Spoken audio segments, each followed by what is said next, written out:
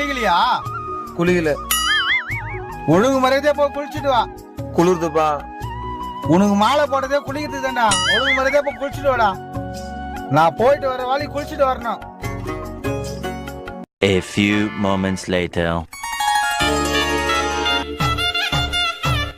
டேய், நீ இன்னும் குளிக்கலையா? நான் குளிக்க பார்த்தல. டேய், போய் குளிடா. போடா, குளிடா. அப்பா நாளைக்கு குளிக்கிறோம்பா. டேய், குளிடா.